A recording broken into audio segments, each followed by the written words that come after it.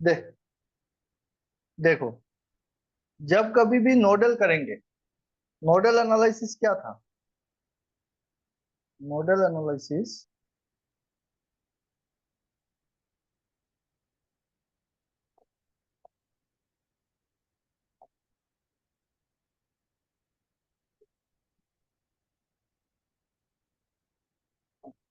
Nodal analysis जब भी करते हो ना, एनालिसिस, तो हमको क्या चीज देखना है? हमको देखना है किसी भी पर्टिकुलर नोड पे कितना करंट इनकमिंग है और कितना करंट आउटगोइंग है। और उसके बाद क्या करना है, उसमें हमको लगाना है Kirchhoff's current law. Kirchhoff's current law क्या कहता है? किरचॉफ्स करंट लॉ कहता है कि किसी भी एक नोड पे जितना करंट आएगा उतना ही करंट निकल जाएगा। इसको हम लोग बोल सकते हैं कंजर्वेशन ऑफ चार्ज, कि चार्ज कहीं पे एक्यूमुलेट होगा नहीं, जितना चार्ज आया उतना ही चार्ज निकल गया।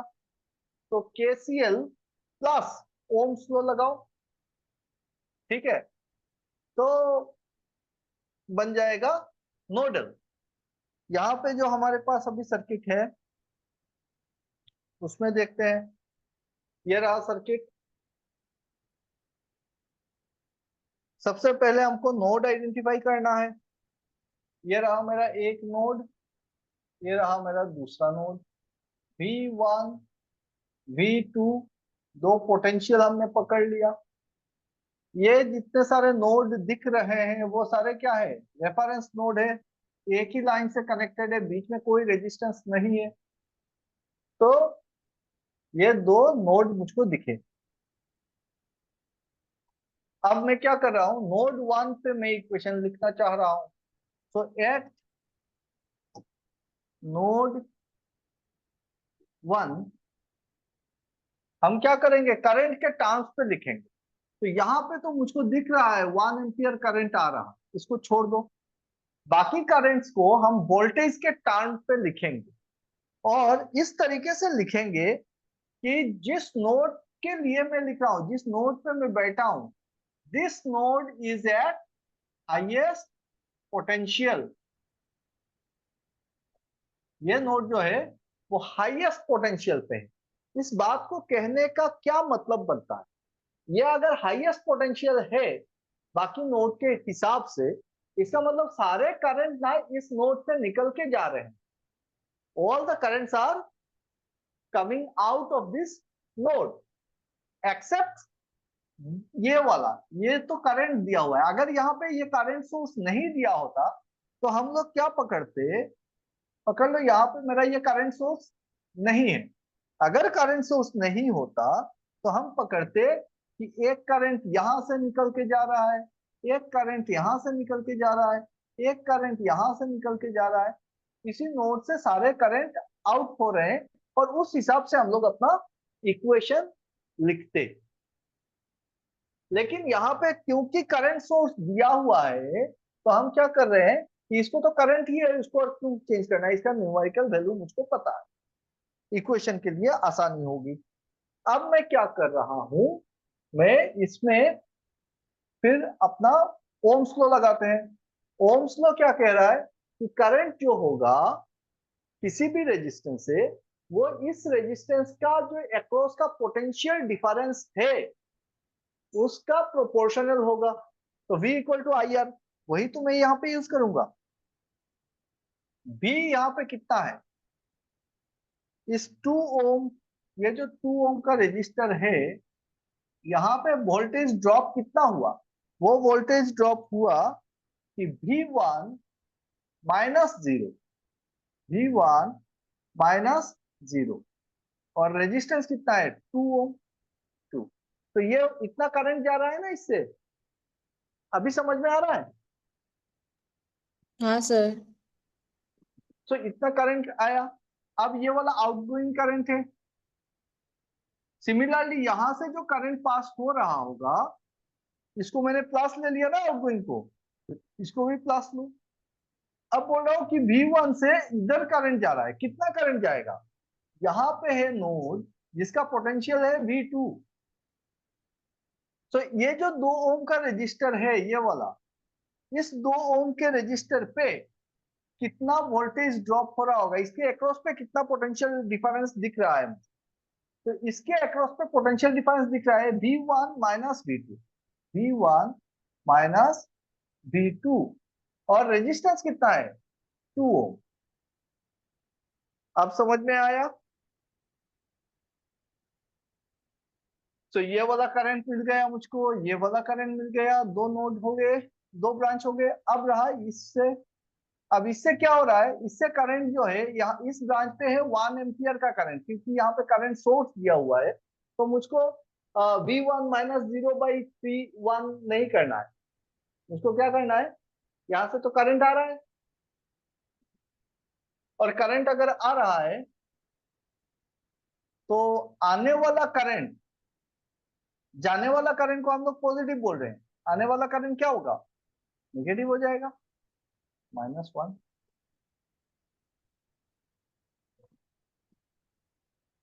बोलो। इस बात को ऐसे भी बोल सकते हैं ना कि 1 एम्पियर आ रहा है, प्लस 1 एम्पियर आ रहा है, मतलब -1 एम्पियर जा रहा है। तो यह रहा हमारा -1 एम्पियर जो निकल के जा रहा है, ये भी जा रहा है, ये भी जा रहा है, सारे जाने वाले करंट ही लिख रहा हूं मैं, प्लस -1 इक्वल टू 0। होगा कि नहीं होगा। यहाँ से कितना करंट जा रहा है भाई, -1 करंट निकल के जा रहा है। यहाँ से कितना करंट जा रहा है, V1 माइनस 0/2 करंट जा रहा है। यहाँ से कितना करंट जा रहा है, यहाँ से करंट जा रहा है V1 माइनस V2/2 करंट जा रहा है। बस खत्म कहानी। बोलो अभी, ये इक्वेशन ठीक हुआ सजीदा। हाँ सर। अब बाकी तुम इसको सॉल्व कर सकते हो, 2 हाँ से सर। मल्टीप्लाई कर दिया तो वो सोल्यूशन तो इजी है, तो कर लेना। V1 plus V1 minus V2 minus 2 equal to 0, यही आया था। V1 minus V2 is equal to 2। This is my equation 1। Same node 2 के लिए लिखेंगे। नोट 2 के लिए हम यहाँ पे क्या पकड़े हैं कि ये जो V2 है ना, अभी जिस नोड का इक्वेशन लिख रहा हूं उसी नोड का पोटेंशियल है हाईएस्ट। अब ये वाला बन गया हाईएस्ट पोटेंशियल में, तो इससे सारे करंट निकलेंगे। इससे अगर सारे करंट निकलेंगे तो इक्वेशन क्या बनेगा उसको लिखते हैं।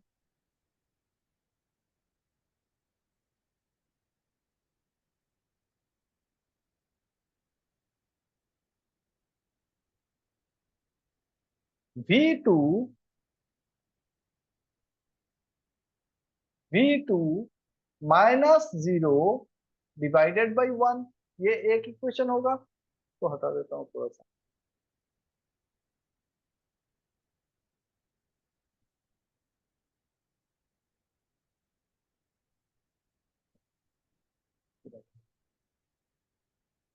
अब नोड 2 का लिखते हैं।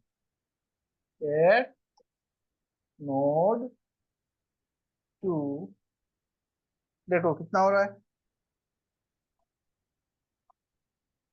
पहला, इस 1 ओम से कितना करंट निकल रहा है, V1 minus sorry V2 -0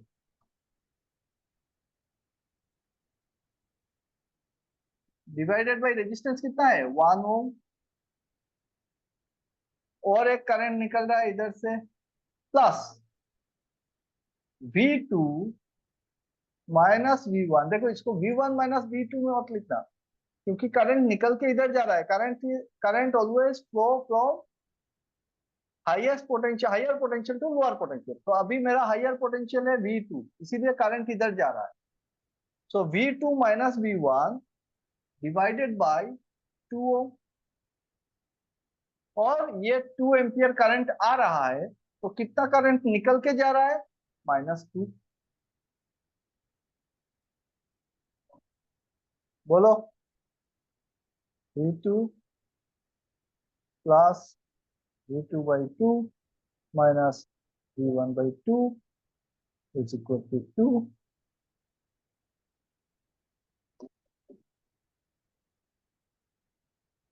3v2 minus v1 equal to 4, equation 2। यहाँ से निकालते हैं हम लोग v1 is equal to 2 plus v2 by 2। Sorry, यहाँ पे पुट करते हैं v1 को इस v2 के जगह पे 3v2 माइनस v1 के जगह पे ये पुट कर दो 2 plus v2 by 2 is equal to 4।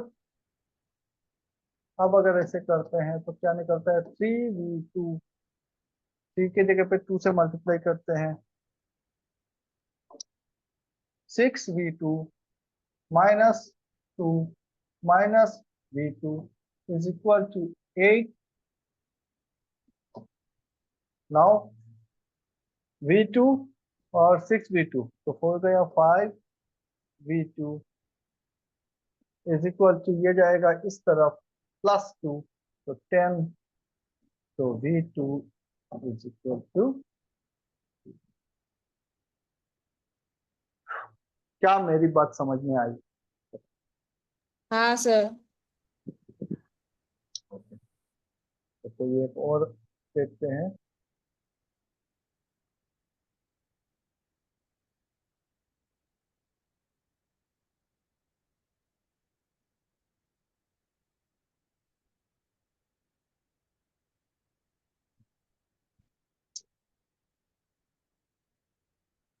ये सब ना थोड़ा सा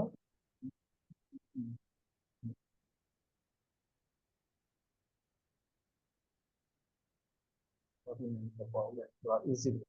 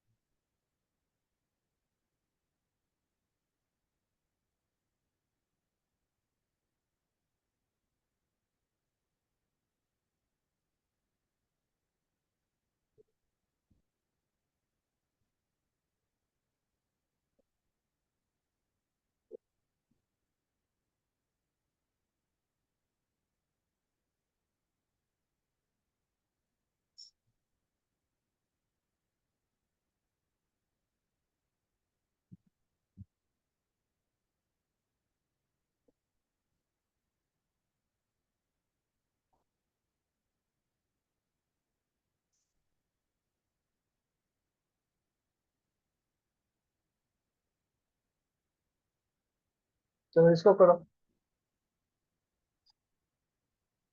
दिस वन।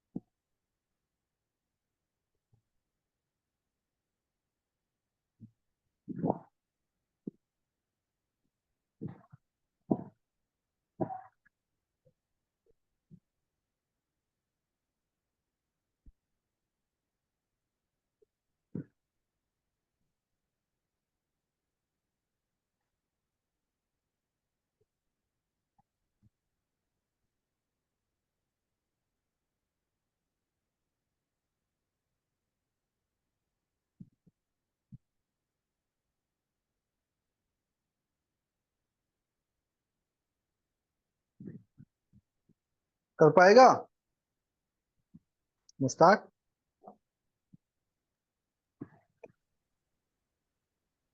सर नॉरे। सजीदा? नहीं सर। हम्म। देखो इसमें क्या बोल रहा है, use nodal analysis to determine voltage across 5 ohm resistance, मतलब यहाँ पे वोल्टेज कितना है वो निकालना है, and the current in the 12 volt source, तो यहाँ पे करंट कितना है, ये दो चीज निकालना है ना।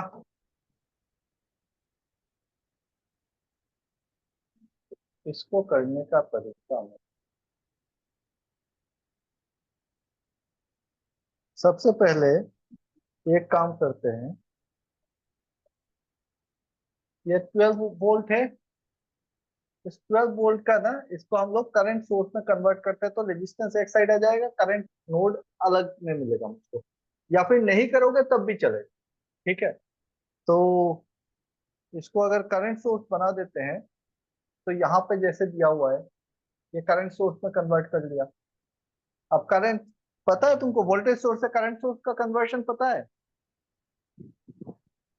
क्लियर है वो, voltage so how to convert from voltage source to current source?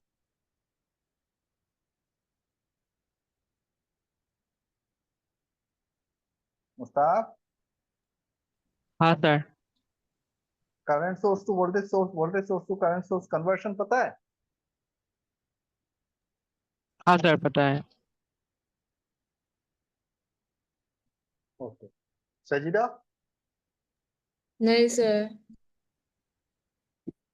तो देखो कि कोई भी वोल्टेज सोर्स, अगर यहाँ पे वी वोल्ट सोर्स है, और उस वी वोल्ट सोर्स के साथ अगर कोई एक रेजिस्टेंस आर है,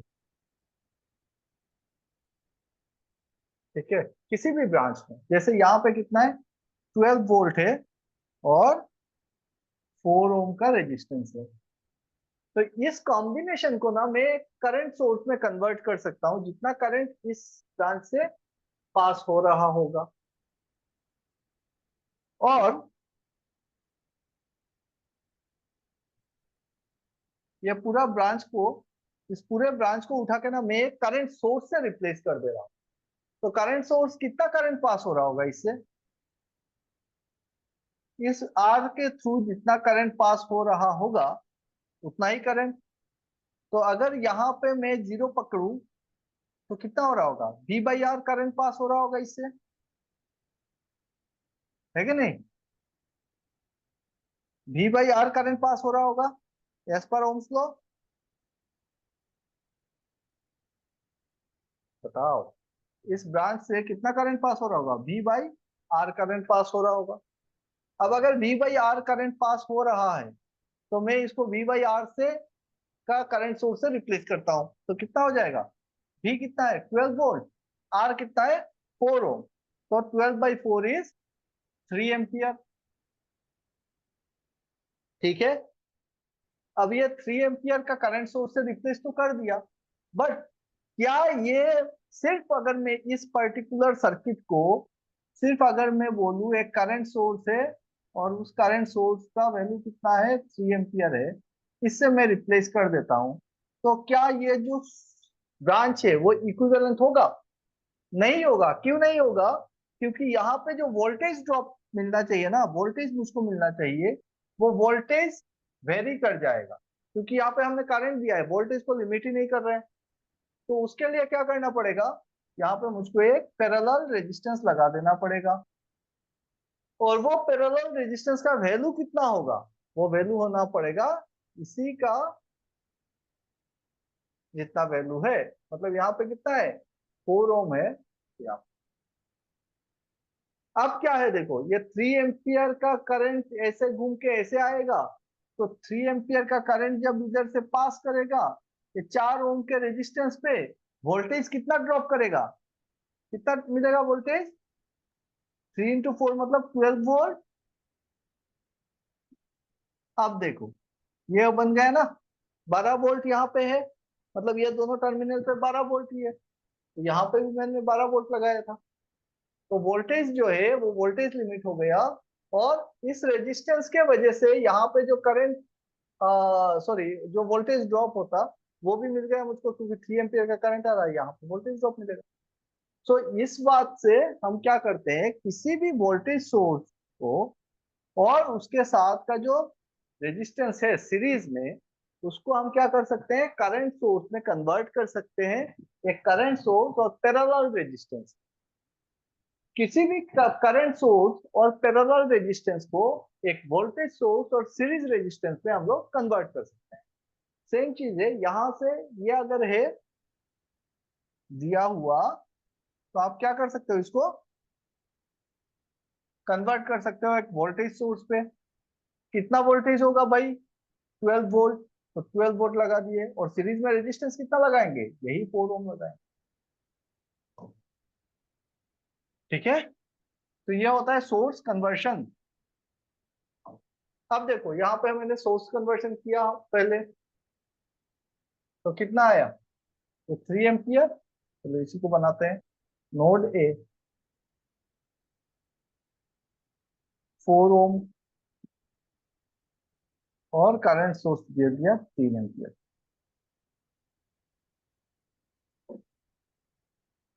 फिर क्या है,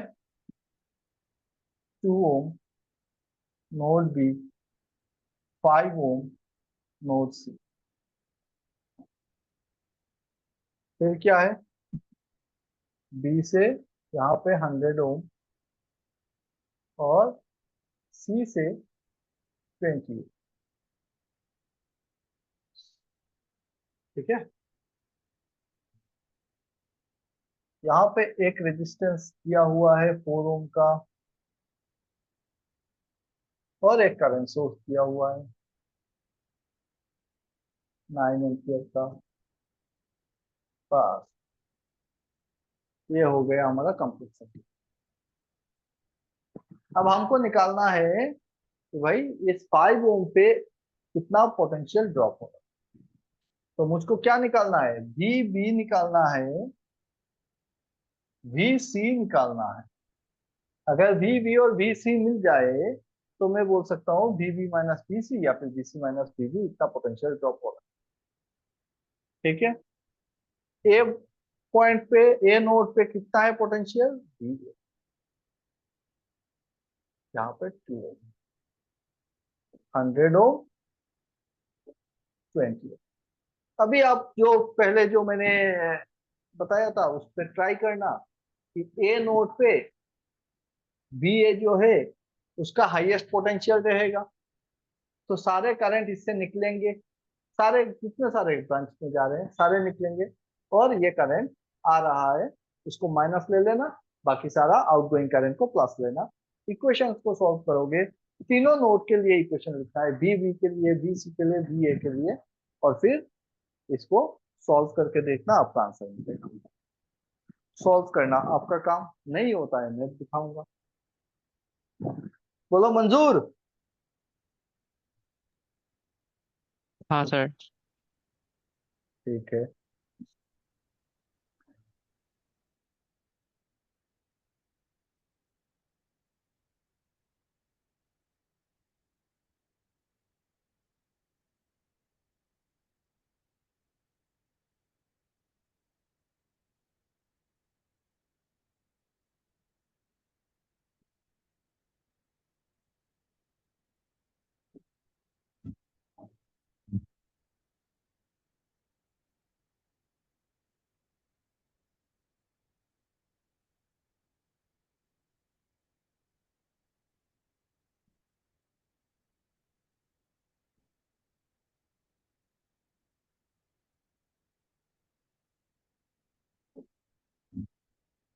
बताओ इसमें से करंट कितना पास हो रहा है,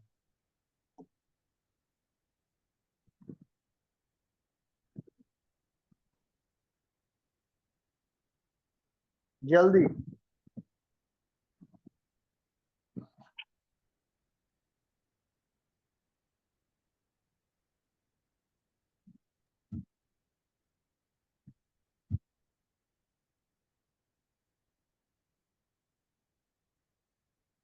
मुश्ताक, सर 1.2 एग्जैक्टली इतना टाइम क्यों लगा? सजीदा, हाँ सर। देख, देखो, ये दो ब्रांच क्या है, यहाँ पे कनेक्टेड है, ये 12 वोल्ट और ये 6 वोल्ट। इन दोनों में पोटेंशियल डिफरेंस क्या है, सेम दिख रहा है, सेम पॉइंट पे कनेक्टेड है, तो सेम दिख रहा है पोटेंशियल डिफरेंस, मतलब दोनों क्या है, पैरेलल है। तो हम बोलेंगे 12 पैरेलल 6। 12 पैरेलल 6 को अगर देखते हो तो कैसे दिख रहा है तुमको, R पैरेलल R/2 दिख रहा है कि नहीं दिख रहा है? R पैरेलल R/2 अगर होता है तो रिजल्ट क्या निकलता है, R/3 होता है आंसर। तो R/3 होने से R कितना है, 12। सो 12/3 = 4। तो ये पूरा सर्किट, ये वाला सर्किट जो है, उसका रेजिस्टेंस कितना है, 4 ओम है, और यहाँ पे 6 ओम। तो 4 + 6 कितना हो गया, ये तो सीरीज में है, 10 ओम हो गया। तो 10 ओम का रेजिस्टेंस है और 12 वोल्ट का बैटरी लगा है, तो V/R करो, 1.2 एम्पियर का करंट निकलता है। उसमें कितना टाइम लगता है?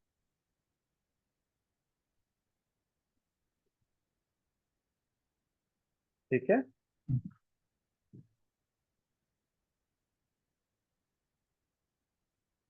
सजीदा समझ में आया कि नहीं आया? हाँ सर। Okay,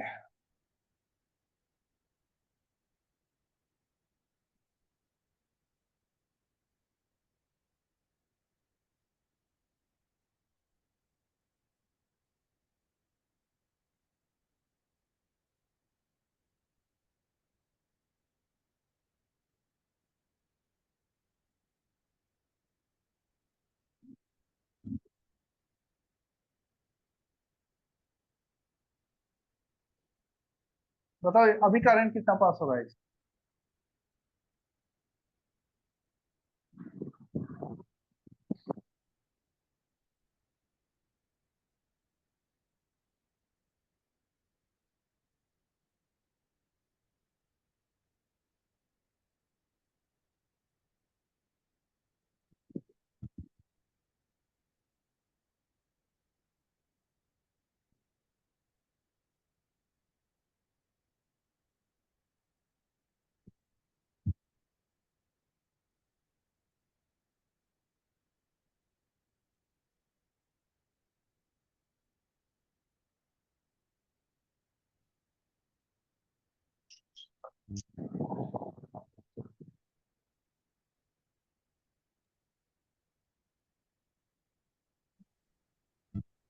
start. सर 3 হব নেকি 3 सजीदा,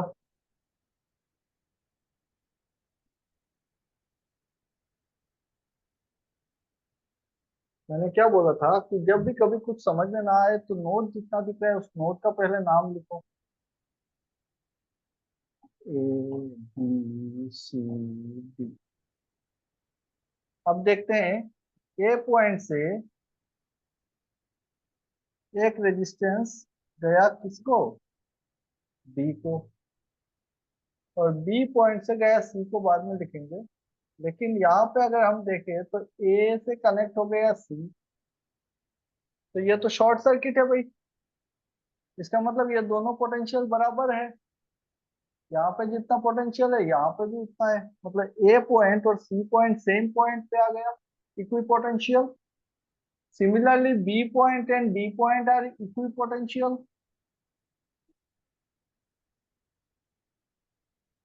ए C and B D same point हो गए। तो अब देखो, बी से सी, बी रहा ये और सी रहा ये एक रेजिस्टेंस। सी से डी, सी रहा ये और डी रहा ये, 9 9 9।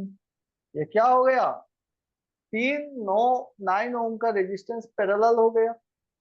तो 9 ओम का आर पैरेलल अगर ऐसा होता है n टाइम्स r है, पैरेलल है, तो कितना होता है n टाइम्स होने से equivalent resistance is r by n। तो ये 999 है, 3 बार है, तो कितना हो जाएगा 9/3 इज इक्वल टू 3 ओम। तो इस पूरे सर्किट का इक्विवेलेंट रेजिस्टेंस कितना हो गया 3 ओम। अब 3 ओम का रेजिस्टेंस और 9 वोल्ट, तो करंट कितना आया 9/3 is equal to 3 ampere. Am I clear?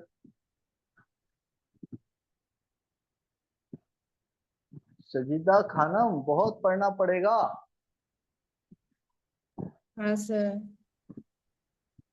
हम्म, ये सब तो बेसिक चीजें है, 8 9 10 के बच्चे आजकल सॉल्व करते हैं। हम्म, लो और एक तो देता हूँ।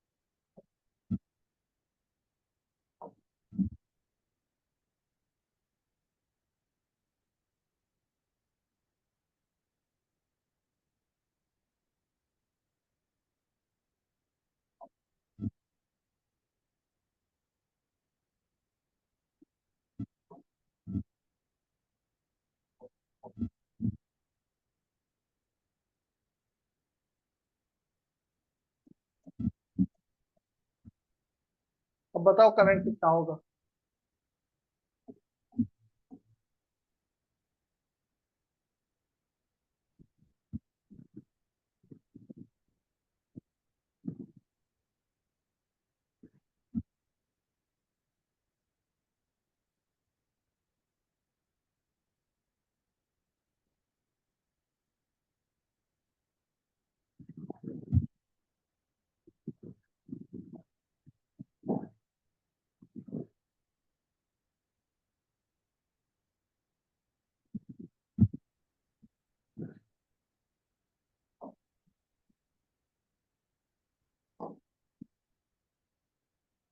7।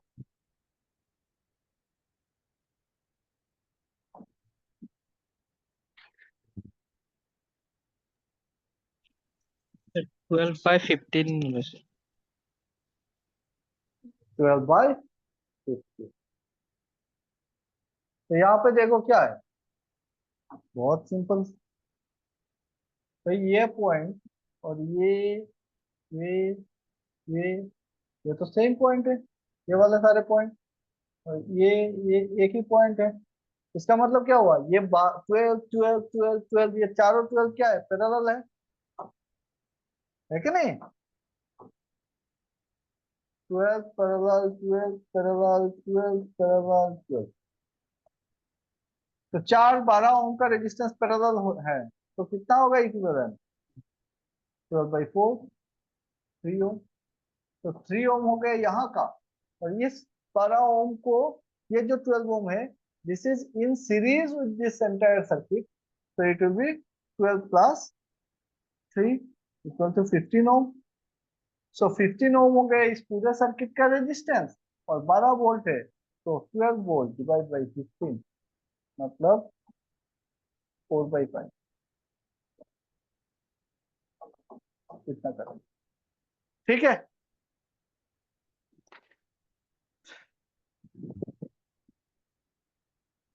कुछ सवाल है तो बोलो। सजीदा कुछ सवाल है तो बोलो।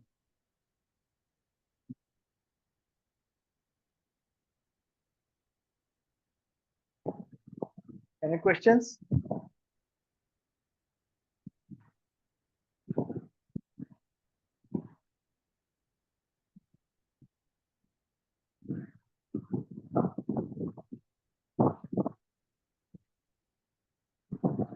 हाँ भाई बोलो।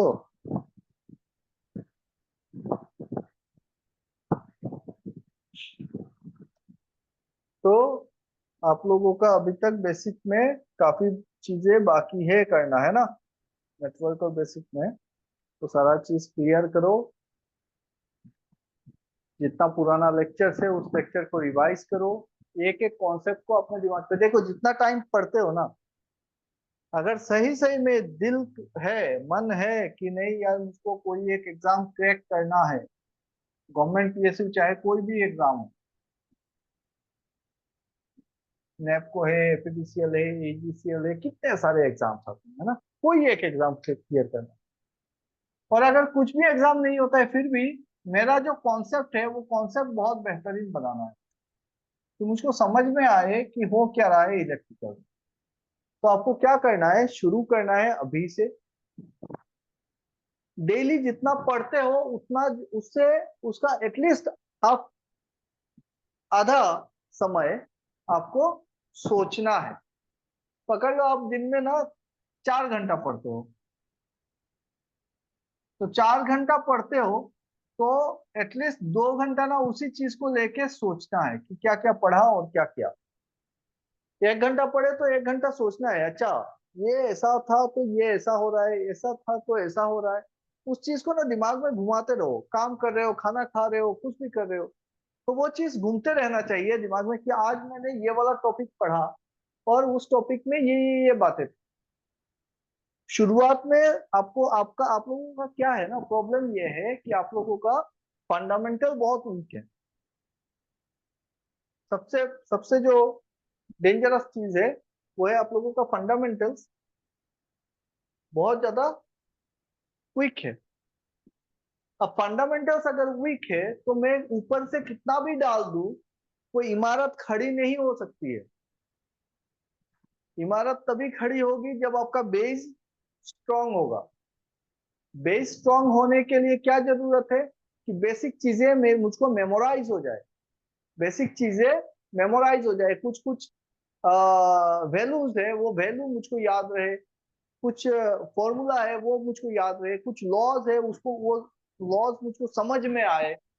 जब ये हो जाता है कि बेस मेरा कॉन्सेप्ट मेरा क्लियर है, बेस मेरा स्ट्रांग है, अब आप कोई भी एडवांस लेवल पे चीजें कर सकते हो, कोई भी न्यूमेरिकल बड़ा चीज, नया कॉन्सेप्ट उसको एडाप्ट करके।